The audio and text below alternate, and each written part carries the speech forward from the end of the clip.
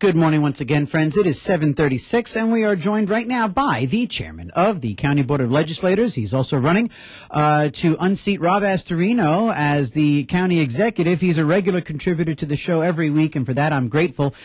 We are joined now by Ken Jenkins. Good morning, sir. Good morning, TJ, and good morning, Westchester. There you go. Are you driving around with the plow on the front of your car? Are you going to buy every case of water and loaf of bread in the store? Are you going something I think we're all getting prepared for. We have great professionals throughout Westchester County, and all the municipalities are preparing. I know that we're getting our county-wide storm operation going, and it's certainly something that people should pay attention to. So hopefully they're paying attention to the warnings and getting all the preparations done. Does this turn into a long 24 hours for you as a county legislator? Is there much of a hands-on aspect for this, or as a county legislator, do you just simply defer and you know that you have a crack team that takes care of all of it, or is there any hands-on aspect for the legislators?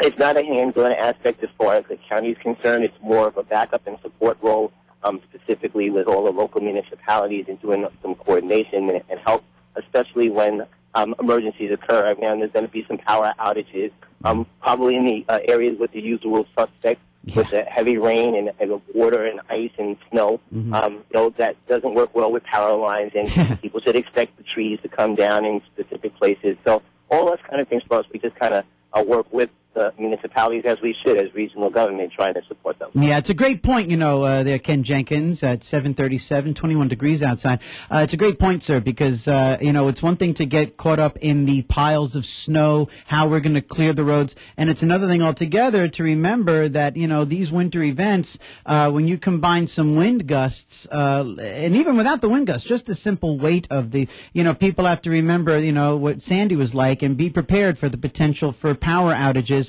And to also not get, and that means you have to worry about how people decide to go ahead and warm their homes. You always hear those horror stories of people bringing in a barbecue, to warm the living room, right? I mean, that's the kind of thing you have to warn against.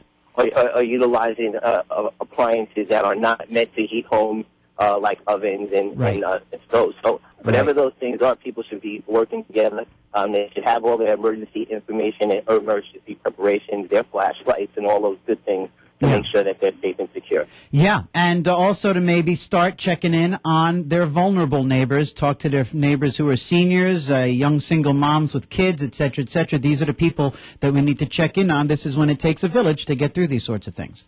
Well, the other thing that people need to do is, and I know we have some super strong people out there. I mean, this is going to be probably one of those weighty kind of snows that's going to be combined with ice, and making sure that, you do it early and often. As far as moving the snow around, is just as well as you would do with floating. But making sure that you're warmed up, you're kind of in shape, because we've seen so many people suffer through heart attacks. A good friend of mine many years ago passed away in Rochelle, shoveling snow. A nice, healthy, strong person, but still at the same time, those things happen, and we need to be sure that we're taking care of ourselves, kind of doing a little bit of limbering up before we go out there and do that heavy workout. Yeah, or pick up the phone and spend that extra bucks and get a landscaper to come. Something for the 15, 20, 25 bucks that it may take. Helping a young person in the neighborhood. All those things we should consider. And your point was well taken as well. Taking out and looking out for our neighbors, specifically our seniors. And some of the folks out there have their snow blowers, and they can help out their neighbors. Absolutely. So listen, one little bit of business that we just need to get out of the way. As we do talk about this coming storm, we're in Storm Watch here at WVOX. One of the things that's been in the news continually is the Friendship Center, the warming center there in Mount Vernon. And yesterday I spoke with Roberta Apuzzo, the former president of the Mount Vernon City Council. And lo and behold, Ken Jenkins, your name came up. Roberta Apuzzo, she's the one who did it, not me. And let me just play for you what Ms. Apuzzo said, because I figured you deserved a chance to rebut. This is what Roberta Apuzzo said yesterday here on Good Morning Westchester. The night of the meeting, Ken Jenkins had made a statement, if I heard him correctly now, that he was going to take care of it the next day and shut it down.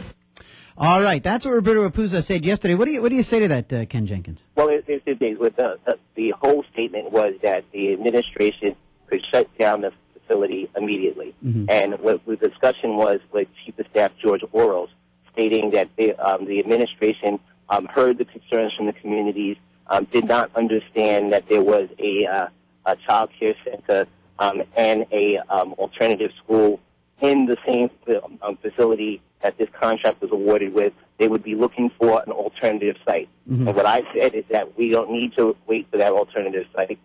We can certainly not send anyone to that shelter, to the warming center, if you will. Right. So that, and my understanding is that has been done.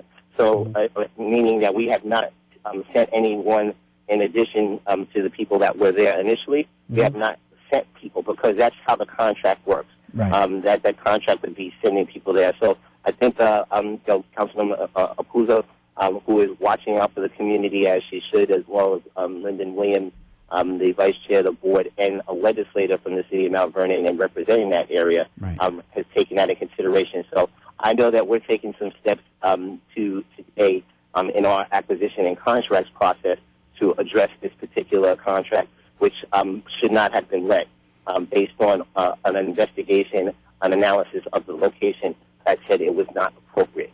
So the administration has said that. We're in agreement on that, and I believe that there is no one that has been sent there since the time of the meeting.